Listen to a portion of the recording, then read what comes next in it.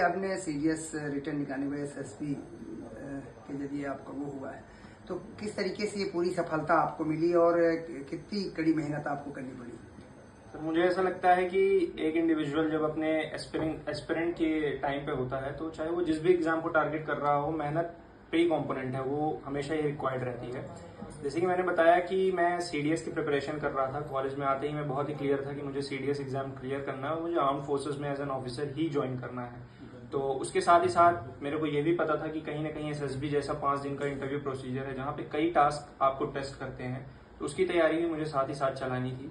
Networking मैंने सबसे पहले की, जो कि डिफेंस एस्पिरेंट्स हैं या सर्विंग इंडिविजुअल्स हैं, उनके साथ नेटवर्क बनाया, उनसे समझा कि क्या रिक्वायरमेंट्स होती हैं, उस चीज़ को अपने डेली लाइफ में इनकलकेट किया। और साथ ही साथ सीडीएस जैसे एग्जाम के लिए भी मैं पढ़ाई करता रहा था लगातार। यही कारण था कि मैं अपने फाइनल ईयर में ग्रेजुएट होने से पहले भी मैंने सीडीएस को क्वालिफाई किया और मेरी सेकंड एसएसबी जो थी एसएससी टेक्निकल एंट्री, उसमें मैं रिकमेंड हुआ और मेरी AIR 7 आई। आप इस पूरे क्षेत्र में जबकि आप सेना को आपने चूज किया, तो किसे प्रेरणा मानते हैं, कहाँ से आपको ये प्रेरणा मिली? सर एक्चुअली मैं इसका ऑनेस्ट जवाब दूंगा। मुझे इंटरव्यू में भी मेरे यही सवाल पूछा गया था, वहां भी मैंने यही चीज बताई थी कि कहीं ना कहीं मुझे ऐसा लगता है कि अगर आप किसी को अपना आइडल मानते हो, यानी आप उनके जैसा बनना चाहते हो, और एक इंडिविजुअल के लिए किसी और के जैसा बन पाना या उसके जैसे कारनामे कर पाना बहुत मुश्किल होता है।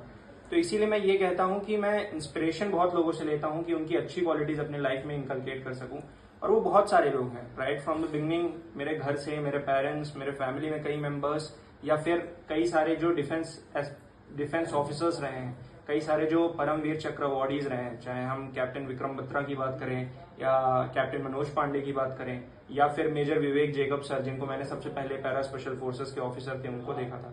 तो इन सभी इंडिविजुअल्स को मैंने देखा और इनकी पॉजिटिव क्वालिटीज जो मुझे लगी उसे मैंने अपनी लाइफ में इनकलकेट करने के लिए सोचा है। तो इसका शायद मैं जवाब ये नहीं दे सकता कि कौन वो एक इंसान है, इनसे बहुत सारे इंसान आते हैं। जबकि आपका चयन हो चुका है, आप लेफ्टिनेंट के पद में पहुंचेंगे, तो कहाँ से आपने अपनी शिक्षा शुरू की? तो सर मेरी स्कूलिंग शुरू हुई थी sacred heart convent school Rewa से। वहां तक मैंने सेकंड तक पढ़ाई की। फिर मेरे पिताजी जो हैं वो CRPF में हैं, ASI, तो उनका ट्रांसफर हो गया था प्रयागराज। तो वहां पे मैंने स्कूलिंग की 3rd से 7th तक की, और फिर मैं रीवा वापस आया। 8th से 10th तक की मेरी स्कूलिंग डी पॉल स्कूल से हुई थी, और फिर 11th और 12th मैंने फिर सेक्रेड हार्ट से कंप्लीट किया था। तो इस तरीके से मेरी स्कूलिंग हुई। और सम्राट अशोक टेक्नोलॉजिकल इंस्टीट्यूट विदिशा में कॉलेज है, वहां पे मैं JEE मेंस के थ्रू मेरा एडमिशन हुआ था और 4 साल की इंजीनियरिंग मैंने वहां से की। इसी साल मैं ग्रेजुएट आउट हुआ वहां से। बहुत सारे बच्चे हैं जो इस क्षेत्र पे जाना चाहते हैं, बहुत कठिन कहीं न कहीं दौर भी रहता है उन सभी के सामने, क्या उनके लिए क्या मैसेज देंगे आप?